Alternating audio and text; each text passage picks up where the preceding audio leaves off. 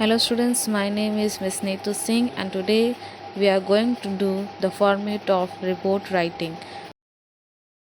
So students, before writing the report, we have to first give the title of the report, okay, so that the people can read and get attractive. Then you have to write a reporter name. This name will be given in your question, and if not given, no need to worry, leave it. Okay, now come to the starting para of the report. The first thing we will have to notice about the place and date where the accident is happened and at what date. Okay, now come to below. You can see over here is a content. It covers certain WH point. WH point, it means what? Its WH point means asking a questions, means interrogative. A, what happened? You can see over B, when and where. C, why, how.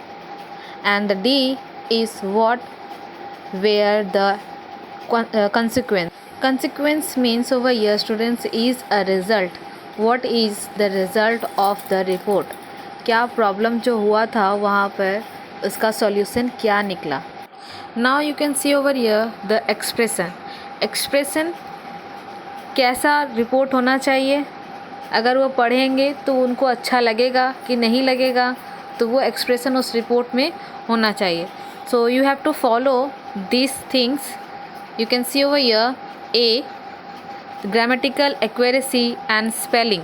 तो आपका जो grammatical जो है, grammar जो है वो सही होना चाहिए और स्पेलिंग सही होना चाहिए. And B, idea and style should be clear. जो आप आइडिया देना चाह रहे हैं वो, and content and very well organise. तो ये जो दो चीज़ जो है वो एक्सप्रेशन रिपोर्ट में सही होना चाहिए. मतलब जो आप आइडिया पॉइंट ऑफ व्यू जो दे रहे हैं उन्हें उस रिपोर्ट में, उनको समझ में आ रहा है या नहीं, आपका ग्रामर उनको समझ में आ रहा है या नहीं, ये चीज़ हमें ध्यान में रखकर उसे लिखना है. Okay, now students you have to keep some important tips in your mind and start writing your report work. So take out your copies and pen to write the important tips of report. Now you can see over here is A. Number 1, the format must be kept in mind. So students, you have to keep the format in your mind. So कैसे लिखना है वो मैं format आप लोगों को बता चुकी हूँ. Now C.2, the report must be brief, to the point and systematic. So you have to write the report in brief. पूरा एक्सप्लेनेशन आपको देना है कि उसमें क्या हुआ था, कैसे हुआ था. टू द पॉइंट होना चाहिए. जैसे जैसे उसमें हिंट्स दिया रहेगा वैसे वैसे हम लोग रिपोर्ट राइटिंग लिखना स्टार्ट करेंगे. Now come to point 3, it must be written in past tense. So ये बहुत ज़्यादा इम्पॉर्टेंट है कि जो रिपोर्ट राइटिंग जो हम लोग लिखेंगे हमेशा पास्ट टेंस में लिखेंगे, क्योंकि वो बीती हुई चीज़ को लिखते हैं हमेशा, जैसे कि वॉज और वेयर में लिखेंगे. Point number 4, write simple words in small sentence. So आप लोग जो रिपोर्ट लिखेंगे तो सिंपल वर्ड में लिखेंगे और स्मॉल सेंटेंस में, ताकि वो जब रीडिंग करने वाले जो पर्सन है उसमें क्लियरली समझ में आए. So in point 5, the exaggeration and superfluous matter should be avoided. So in this line आपको जितना भी मतलब बढ़ा चढ़ा कर जो बात जो बोलते हैं यहाँ पर इसे इग्नोर करना है. यहाँ पे हम लोग को जो पॉइंट दिया गया है उसी पॉइंट तक लिखेंगे, उसे बढ़ा चढ़ा कर नहीं लिखना है. Now see in the next point, after planning the format we must know how to write a sentence for report writing.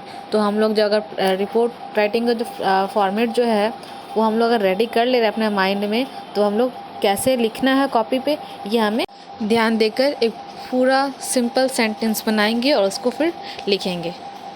C next point, don't show your linguistic ability and try to be as simple but attractive and appealing. So in this points ये हमें बताया जा रहा है कि हम लोग जो सिंपल लैंग्वेज में लिखेंगे, लिंग्विस्टिक मतलब होता है कि हम लोग सिंपल लैंग्वेज में लिखें, ज़्यादा अपना लैंग्वेज नहीं डालना है इसमें. एंड जो भी है हम लोग को जो रिपोर्ट लिखेंगे वो सिंपल होना चाहिए और जो पढ़े उसके लिए अट्रैक्टिव होना चाहिए.